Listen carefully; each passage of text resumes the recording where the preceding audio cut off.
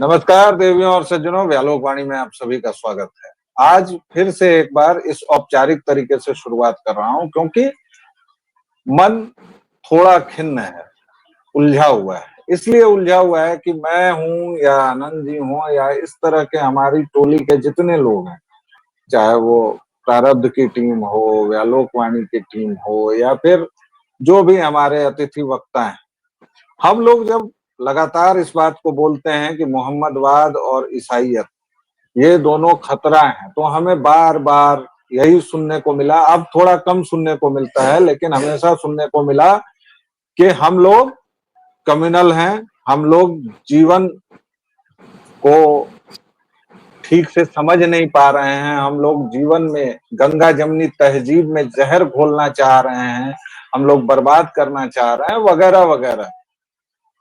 ये सारी चीजें हुई हैं, लेकिन आप देखिए एक के बाद एक कर्नाटक में जहां भी लीगियों की सरकार जहां बनी, चाहे वो कर्नाटक की हो, हिमाचल की हो, पंजाब की हो, आप वहां के फैसले देखिए और देखिए कि किस तरह हिंदुओं को लगातार दीवार से सटाया जा रहा है। कर्नाटक में मैसूरू दशहरा में एक जिहादी लेखिका मुश्ताक बानू को बुलाया गया। जी हाँ, अगर वो मोहम्मदवादी हैं तो जिहादी हैं और इसमें कोई शक नहीं है। उनको कौन सा प्राइज मिला है, क्या मिला है। अरुंधति रॉय हम लोग जानते रहे हैं, लेकिन अरुंधति सुजैन रॉय हैं। उनकी माता जी मेरी हैं और उस मेरी के नाम पर आई मेट विथ मेरी उन्होंने लिखा है। उसमें उनकी किताब गॉड ऑफ स्मॉल थिंग्स हो, उसको देखिए या फिर उनके लेक्चर्स पढ़िए। हमेशा कहीं ना कहीं से प्रच्छन्न ईसाइयत का उसमें भाव आपको दिख जाएगा। वैसी ही एक घटना और हुई धर्मस्थल कर्नाटक में ही। अगेन वहां दावा किया गया कि फलाने लोगों ने, मतलब हिंदुओं ने, लड़कियों को भगा भगा के मार मार के 1000 ठोको गाड़ दिया है जी, 1000 ठोक कंकाल मिल रहा है। 3 महीने पहले हल्ला हुआ, 3 महीने की सघन जांच के बाद ये पता चल रहा है, जबकि लीगियों की सरकार है, उन्होंने ही जांच की है, ये पता चला है कि ये सब पूरी बकवास थी।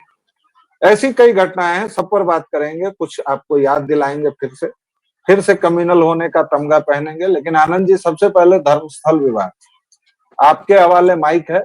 आप पूरी घटना क्या हुई, कैसे हुई और हिंदू लोग आपके शब्दों में क्या कर रहे हैं, इस पर जरा प्रकाश डालिए। हिंदू लोगों को पता भी नहीं है कि इस तरह की कोई घटना हुई है, ठीक है। क्योंकि उत्तर भारत का जो पूरा इलाका होता है, विशेषकर हिंदी पट्टी का जो इलाका होता है, उसके जो हिंदू लोग हैं गोबर पट्टी के, उन लोगों को पता तक नहीं चला कि उनके मंदिर को बदनाम करने का इस तरह का प्रयास हुआ है।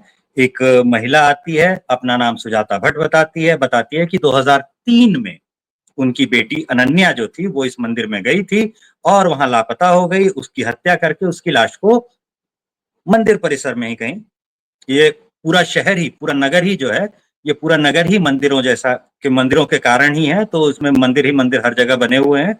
तो भाई इन्हीं मंदिरों में कहीं उसे दबा दिया गया है। इसके बाद जो है वो बवाल मचा, और बवाल मचा तो कैसे बवाल मचा, तो जो यूजुअल सस्पेक्ट्स होते हैं, जो सदा शंकित वाला जो सेक्शन होता है, उस सेक्शन के द वायर, प्रिंट, ऐसे जो पब्लिकेशन होते हैं, इन पब्लिकेशंस में छपना शुरू हुआ और लंबे लंबे लेख छपे, लगातार छपे, दे दनादन छपे। वरदराजन वगैरह जो है, उन लोगों ने इस पर खूब बोला और इन सब लोगों ने खूब लिखा। इसके बाद जो है हिंदुओं की बड़ी बदनामी हुई। लेकिन अब जब पुलिस की जांच हो रही है, तो जैसे जैसे जांच आगे बढ़ती जा रही है, वैसे वैसे जो है नए नए खुलासे होते जा रहे हैं। पहले पता चला कि सुजाता भट्ट तो भट्ट ही नहीं है, फिर पता चला कि भैया ये सुजाता भट्ट जो है, इनकी तो कोई सुपुत्री ही नहीं है। अब सुपुत्री थी ही नहीं तो लापता कब हो गई और मिट्टी में कब गाड़ दिया गया उसे। वाह वाह वाह। उसके बाद जब जांच हुई तो नहीं, इतने तक में ये कह दिया गया था कि ऐसा एक बार नहीं हुआ है। वो जो किस्से कहानियों में ठगी का आप पढ़ते हैं ना, जिसमें ठग गिरोह जो होते थे, वो रास्ते में यात्रियों की हत्या कर देते थे, वो अर्बन लीजेंड जो है, वो झूठा अर्बन लीजेंड जो है, उस अर्बन लीजेंड को उठा करके फिर से जिंदा कर दिया गया कि मंदिर जब जाओगे तो तुम्हें ठग करके तुम्हारी हत्या कर दी जाएगी, तुम्हारा शव गायब कर दिया जाएगा। तीर्थयात्री गायब हो गया, किसी को पता भी नहीं चला, बूढ़ा तीर्थयात्री था, रास्ते में कहीं मर आ गया होगा, खोजो। तो इस तरह से बदनाम कर लिया गया, सब लोग खुश हो गए, वाह वाह बहुत बदनामी हो गई, मजा आ गया, मजा आ गया। और अब क्या है, जब पोल खुलनी शुरू हुई तो ये जितने हरामखोर थे सबके सब गायब है। और ये जो अखबारों का, प्रकाशनों का, ये जो संपादक महोदय का गणित का सेंस होता है ना, वो बड़ा ही बिगड़ा हुआ होता है। इनको गणित नहीं आता, मतलब 2 और 2 4 होता है, ये भी नहीं जोड़ सकते बेचारे। इनके हिसाब से 2 और 2 जो होता है वो 5 हो सकता है, 2 और 2 25 हो सकता है, कुछ भी हो सकता है। गणित का इनको कोई अंदाजा नहीं होता, ये बड़ा है, ये छोटा है, ये सब ये बेचारे नहीं समझ सकते। तो इसकी वजह से क्या होता है ना, कि जब खबर छापेंगे तब तो ये फ्रंट पेज पे छाप देंगे, पूरा फुल पेज। और जब माफीनामा छापेंगे ना तो वो 3 पेज का माफीनामा अंदर के किसी पन्ने पे होगा। 3 इंच का, तुलनात्मक कोई व्यवहार जो होता है, मतलब तीन गणित का तीन इतना कम लाइन सेंस क्यों होता है, ये आज तक नहीं समझ में आया। अच्छा, तीन इनका ही नहीं, इनके साथ साथ मीलॉर्ड का भी गणित का सेंस बिगड़ा हुआ होता है। 5वें पन्ने पर छापा था, इतना छोटा सा छापा था, उसके लिए भी इतना ही बड़ा माफीनामा। इतने बड़ा सा फर्स्ट पेज पर तस्वीरों के साथ छापा था, उसके लिए भी उतना ही बड़ा माफीनामा। बिल्कुल गब्बर सिंह के डायलॉग वाली स्थिति है। मूवी देख करके कानून पढ़ा है इन्होंने, 1 खून की सजा भी फांसी, 50 खून की सजा भी फांसी, देखिए ऐसा एकदम है गब्बर है। आनंद ब्रो, ऐसा है कि आप जहां कोठों की बात करने लगते हैं ना, मुझे मतलब हंसी भी आती है, नैराश्य भी होता है। मतलब अब कोठों के तबलचियों की क्या बात करना, जोकर्स की क्या बात करना भाई। हमारे अच्छा, मुख्य सत्ता पक्ष जो है रहा है इतने सालों तक, जो पिछले 50 60 70 सालों तक सत्ता पक्ष था वो कांग्रेस, उसका देखिए कोठों से कितना अच्छा संबंध है। वो आज भी मोहब्बत की दुकान चलाने निकला हुआ है। और मोहब्बत लगातार जहां झूठ बोल दुकानों रहा पे, है। जिस दुकान पे बिकती है, मोहब्बत तो भाई खरीदने बेचने की चीज नहीं होती है। मोहब्बत में तो भाई लोग अपनी किडनी विडनी बेच देते हैं। कितने ही पड़ोस में आप देखिएगा कि पत्नी जी जो थी वो क्या करती हैं, तो पति महोदय का किडनी भाई बिगड़ गया था तो अपने ये किडनी निकाल करके दे दी। तो मोहब्बत में तो लोग किडनी तक बेच देते हैं, मोहब्बत खरीद के कौन लाता है। तो मोहब्बत खरीदी जहां से जा सकती है, वो जगह क्या कहलाती है, कहाँ बिकती है मोहब्बत? वो पायल की छनकार के साथ, घुंघरुओं के बजने के साथ, उसे मोहब्बत की दुकान रक्कासाओं कहते हैं। वो होता है। रक्कासाओं के ठिकाने पर मिलती है। लेकिन मैं तो एक अब दूसरी वो बात कह तुरंत रहा हूँ। तुरंत वो मोहब्बत की दुकान की बात करते हैं। तो मोहब्बत की दुकान से उनका संबंध बड़ा पुराना है। तो जैसे ही वो हिंदुओं पर हमला करते हैं तो मोहब्बत की दुकान जो है वो इनके समर्थन में उतर आती है, कोठा इनके समर्थन में उतर आता है। और लगातार झूठ पर झूठ बोले जा रहा है। और इतना ही नहीं, बिहार में तो इसके और आरजेडी के गुंडों ने लाइन होटल जो लोग नहीं समझ रहे हैं, समझ लीजिए सड़क किनारे का ढाबा या बड़े से होटल्स जो होते हैं उसको बिहार में लाइन होटल कहते हैं। पूर्वांचल में, पूरे पूर्वांचल में लाइन होटल कहते हैं। वहां पर खड़ी बाइकें तक उठा ली और 3 दिन के बाद भी वो बाइक्स, कुछ बाइक्स नहीं मिली हैं। खोज लीजिएगा, ये सब वायरल वीडियो है। मैं वायरल वीडियोज इसीलिए आप लोगों को नहीं दिखाता, मैं उस पर विवेचना करता हूँ। नहीं नहीं, आनंद जी, ये मजेदार चीज जो है ना, ये मजेदार चीज जो है, ये जंगल राज में होती थी। जंगल राज में लालू यादव के जो डॉक्टर थे ना, पर्सनल फिजिशियन, मुख्यमंत्री का पर्सनल फिजिशियन होता है। बड़ा जो ये पीएमसीएच होता है उसके एक बड़े डॉक्टर जो होते हैं वो पर्सनल फिजिशियन होते हैं आनंद मुख्यमंत्री जी के। एक सेकंड, तो आनंद जी उनकी एक कार जो सेकंड। थी वो उनकी कार गायब हो गई थी। आनंद ब्रो, मैं हाँ, आपको इसीलिए मौका नहीं दे रहा था कि आप फिर इसमें दूसरा विषय घालमेल कर देंगे। जंगल राज पर अपने को अलग से बैठना है। वो सीरीज नहीं तो 8 9 ये की मजेदार थी, वो किस्सा अलग सुन लीजिए करेंगे। ना। अरे रुकिए, ये मजेदार किस्सा सुन लीजिए। क्या हुआ, ये जो जैसे ये बाइक गायब हो गई है ना, ऐसे ही उस डॉक्टर साहब की कार गायब हो गई थी। कार क्यों गायब हो गई थी? तो उस जमाने में कार के नाम पे लोगों के पास या तो फिएट होती थी या एम्बेसडर होती थी, या बहुत जिसके पास है उसके पास मारुति 800 होती थी। तो जो लंबी गाड़ी होती है ना, मारुति एस्टीम उस समय में आई थी। तो मारुति एस्टीम जो है वो सिर्फ डॉक्टर साहब के पास थी, शायद उनके साले साहब ने उन्हें उपहार में दी थी, गायब हो गई। अब डॉक्टर साहब मुख्यमंत्री के डॉक्टर है तो एसपी तो ऐसे ही पहचानता है शहर का उनको। और ऊपर से भाई बड़े डॉक्टर है, सरकारी अधिकारी, तो भाई क्यों नहीं पहचानेगा, सिविल सर्जन वगैरह भी रह चुके होंगे कहीं ना कहीं, तो उसमें भी मुलाकात हुई होगी। तो वो गए एसपी साहब के पास, तो एसपी वगैरह के पास जब उन्होंने शिकायत कर ली सिटी एसपी वगैरह के पास, तो उन्होंने सोचा कि मुख्यमंत्री को भी तो मैं पहचानता हूँ, उनको भी बता आता हूँ। तो वहां जब गए तो गाड़ी पार्किंग में लगी हुई थी बाहर। और ये कहीं से उठाई उठाई भी ऐसे नहीं गई थी दर्शकों श्रोताओं। पटना का बहुत प्रसिद्ध पुल है गांधी सेतु, गंगा नदी पार करने के लिए। अब तो खैर उस पर 2-3 पुल और बन, लेकिन पहले एक वही पुल हुआ करता था। और वहां जब वो गाड़ी से आ रहे थे शोरूम से, तो एक विधायक जी की नजर पड़ गई और उन्होंने कहा कि गाड़ी बहुत बढ़िया बा, हम ले जाता नहीं। जब ले गए घूम घाम के और 3 दिनों तक नहीं आए, तब उन्होंने अरदास की कि सरकार, तो उन्होंने कहा ड्राइवर के तो हम उन्हीं दिन भेज दे नहीं, मतलब तुम्हारा ड्राइवर ले गया। फिर डॉक्टर साहब जब शिकायत करने गए लालू के यहाँ, तो पता चला कि गाड़ी उनकी वहीं लगी हुई है। फिर भी ऐसे लोगों को बिहार की जनता, ऐसे बेटों को, उस आदमी के बेटे को नेता तो बनाने पर आमादा है। लेकिन विषय हाँ, तो परिवर्तन नहीं करने दूंगा आनंद जी। उस आदमी की पार्टी की जब रैली चलेगी, उसके बेटों के पार्टी की रैली चलेगी, तो तुम्हारी मोटरसाइकिल नहीं उठाएंगे, ये तुमने सोच भी कैसे लिया? साला आनंद जी, बाहर जो बिहार से आनंद बाहर जी, जाते ही तो बिहारियों को क्यूट कहते हैं ना, उचित शब्द क्या कहते हैं वो तो आपको भी पता है ही, हम क्यूट कह रहे हैं, च से शुरू होने वाला ही शब्द है। तो ये आनंद जो जी, बिहारियों को क्यूट कहते हैं वो इसी वजह से कहते हैं। आनंद जी, इतनी फिर साधारण आप सी बात नहीं समझ में आ रही मैं है, गजब है। मैं आपको म्यूट कर दूंगा, इतना तानाशाह तो मैं हूं। आप फिर हारमोनियम लेते। अभी बिहारियों को गरियाने का दूसरा सेशन होता है, उसका अलग से करेंगे। अभी हिंदुओं पर बात करें।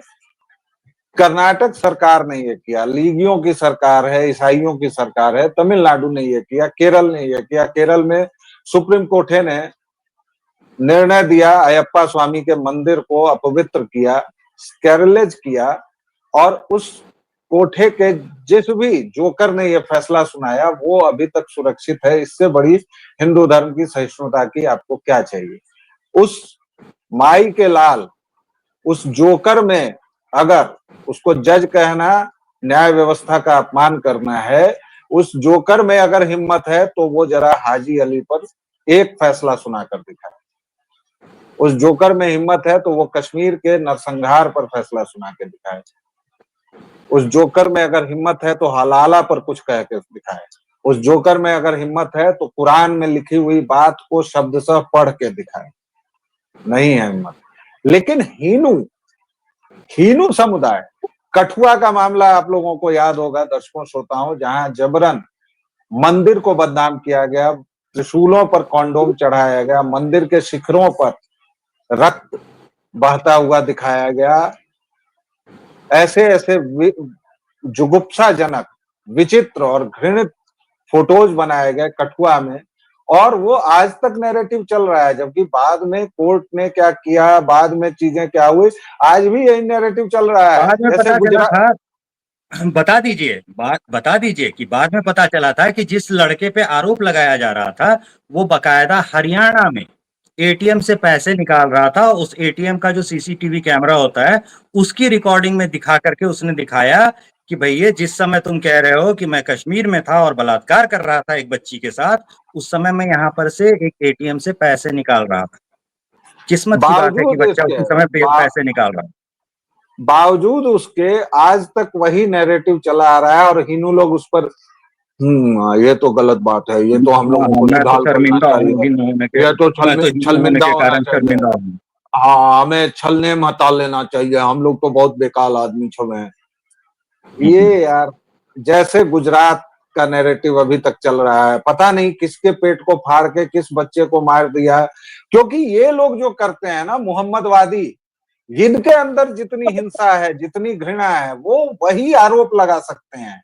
भाई हिंदू तो कभी सोच ही नहीं सकता, जो बेचारा अपने बेटे को मांस, अगर कोई मांसाहारी है तो भी अपने 5 साल के बच्चे को दुकान पर नहीं ले जाता कि बच्चा देखेगा उतना खून उतनी हिंसा, उसको जरा इधर रखो।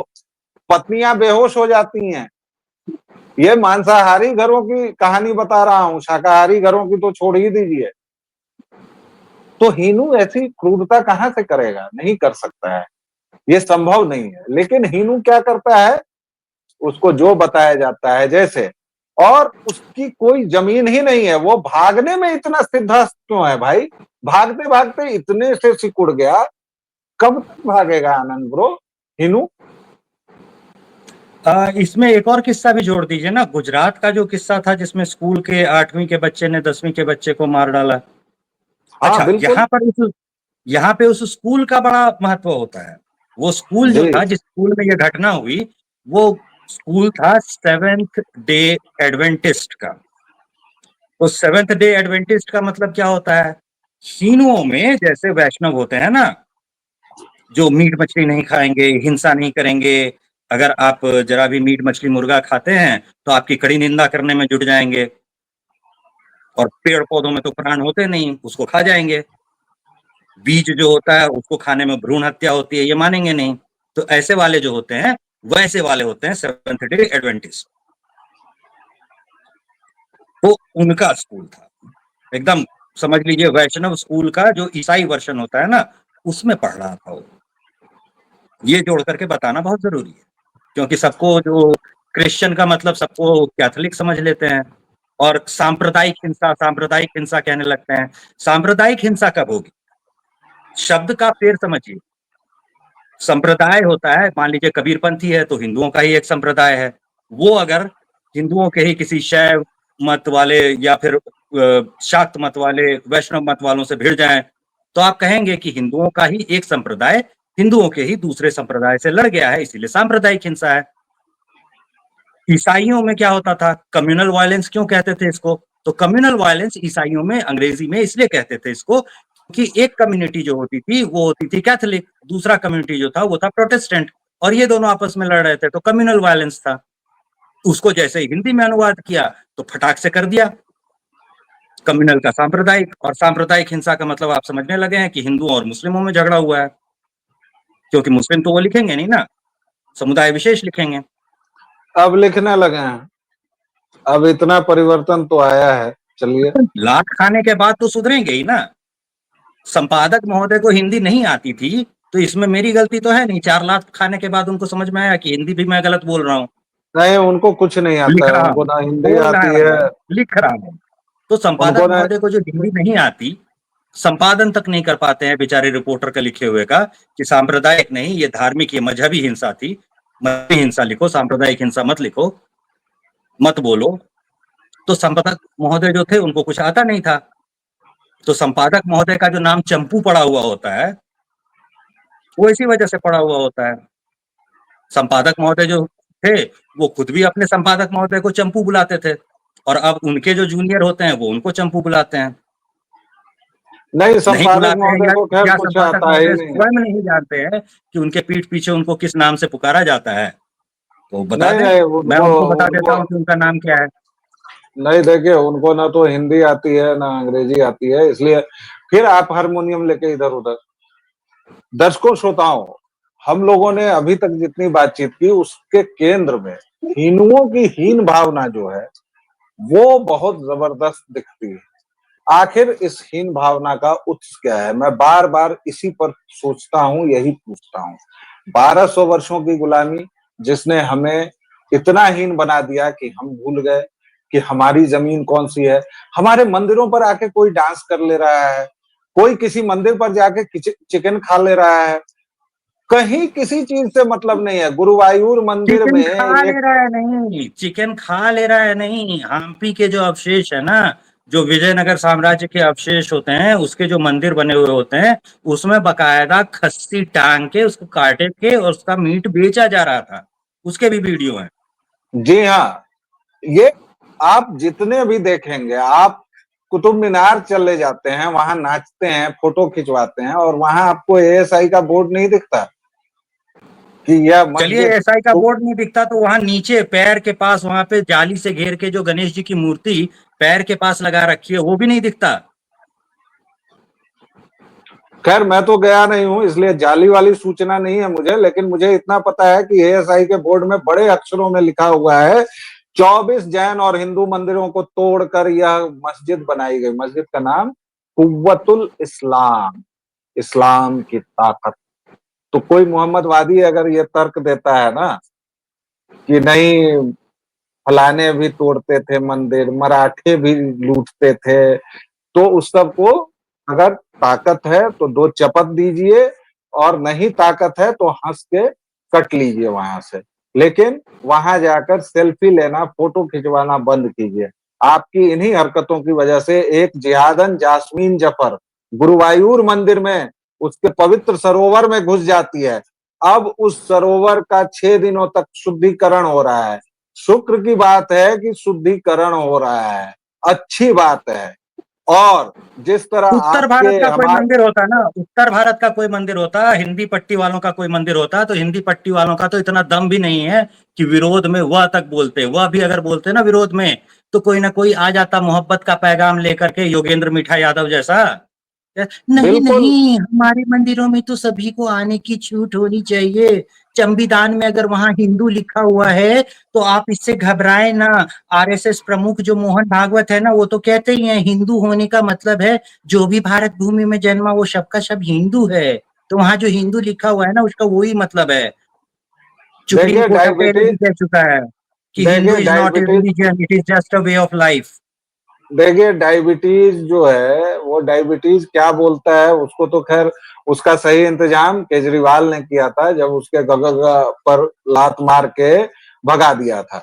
लेकिन मुख्य मुद्दा यह है, दर्शकों, श्रोताओं, साथियों, आपके मंदिर, आपकी जमीन, लगातार एक फिल्म थी, शायद घातक थी या घायल थी पता नहीं, जिसमें सनी देओल होते हैं और वो मुंबई जाते हैं, काशी से जाते हैं, बनारस से, और उनके भाई की दुकान पर कुछ माफिया कब्जा करते हैं और वो कहते हैं कि अब मैं यहाँ से चला जाऊंगा और घर जाके यानी काशी जाके खेती बाड़ी करूंगा। तो सनी देओल पूछते हैं कौन से खेत, कहाँ है? तो वो कहता है अरे घर पर तो है खेत। तो बोला है कि कायरों की कोई जमीन नहीं होती, कल को अगर भाभी पर कोई माफिया हाथ डालेगा तो तुम भाभी को भी छोड़ दोगे। और उसके बाद बड़ा भाई थप्पड़ मारता है, फिर दोनों भाई अपना जो करते हैं करते हैं। हिनुओं पूरा का पूरा साउथ ईस्ट एशिया चला गया, वियतनाम से लेके कहां तक आप थे, ब्रह्म देश चला गया, श्रीलंका चला गया, आप सीरिया में आपके कदम मिलते हैं, पूरा का पूरा मुसलमान हो चुका है, पूरा का पूरा मोहम्मदन हो चुका है, आपके निशान जहां तहां मिल रहे हैं। सोचिए कितना कत्ल किया गया है। यहूदियों की बात होती है लेकिन हिंदुओं की बात नहीं होती है। आपके प्रतीकों को आप अगर मैं अगर आज टीका करके निकलता हूं तो लोग मुझे देखते हैं ऐसे कि पता नहीं, हालांकि गांव में स्थिति ठीक है आनंद ब्रो, जाले वाले में मैं देखता हूँ तो वहां नॉर्मल है, बहुत सारे लोग टीका लगाए रहते हैं या देखते हैं, लेकिन शहरों में तो अद्भुत दृश्य है। आप अपने आप को भूले तो भूले हैं, आप खुद से इतनी घृणा क्यों करने लगे हैं भाई? जबकि आप न किसी को सर तन से जुदा करते हैं, ना आपका कोई पैगाम देने वाला ऐसा है जो 50 साल की उम्र में 6 वर्ष की कन्या से शादी कर ले, न आपके यहाँ हलाला है, न बुरका है। आप अपनी सारी कुप्रथाओं को खुद से सुधारते हैं, फिर भी आप मोहम्मदन और ईसाइयों के आते ही आपकी सुग्रीव वाली हालत क्यों हो जाती है बाली के सामने, कि आप अचानक उर्दू बोलने लगेंगे, आप अचानक बिरयानी खाने लगेंगे, आप अचानक सेवैया, ईद की सेवैया। अरे भाई उससे मतलब ठीक है अपना वो लोग खाते हैं, लेकिन उसमें मुझे तो ऐसा कुछ नहीं दिखता है। और उनका सेवई बनाने का अंदाज भी हम लोगों से बेकार होता है यार। वो पूरा सेवई ठीक से पकता भी नहीं है, ऊपरे से डाल देते हैं गर्म दूध में। आनंद जी, सेवई का लच्छा जो होता है वो गोल गोल वाला तोड़ के डाल देते हैं। हमारे यहाँ सेवई बनाने में कितनी प्रक्रिया होती है, पहले उसको भूनिए, फिर मसाला भूनिए, फिर दूध खौलाइए, फिर उस खौलते हुए दूध को और थोड़ा ये कीजिए, और यार इतनी उसके लिए इतनी तो इतनी इतनी इतनी मेहनत कौन करेगा? आसान काम बोलिए भाई। देखिए, कामचोरी नाम की भी कोई चीज होती है। और उसके लिए आप मरे जा रहे हैं। हम लोग 24 मिनट से जो भी बकवास कर रहे हैं, अगर आप इसको सुन पाए हैं, अगर आप इस पर तनिक भी ठहरते हैं, सोचते हैं, हमने 5 मामले गिनाए हैं। आपकी दही हांडी पर सुप्रीम कोर्ट फैसला देता है, आपके जली कट्टू पर फैसला देता है, हमारे अयप्पा स्वामी क्या करेंगे क्या नहीं करेंगे, इस पर भी सुप्रीम कोर्ट की इतनी मजाल है कि वो बोलता है। और हम इस देश के हिंदू हैं, शर्म आनी चाहिए हमें। फिलहाल इतना ही, इतने के साथ आपको सोचने के लिए छोड़ के जा रहा हूं। आनंद जी, आपने समय दिया, बहुत बहुत धन्यवाद। दर्शकों श्रोताओं, व्यालोक वाणी पर जो स्नेह और प्रेम आपका बरस रहा है, प्लीज बरसाते रहिए, प्लीज उसे कंटिन्यू रखिए। लाइक, शेयर और सब्सक्राइब की झड़ी रुकनी नहीं चाहिए। एक छोटे से विराम के बाद मिलते हैं, दीजिए आज्ञा, तब तक के लिए जय जय सिया राम। जय श्री राम।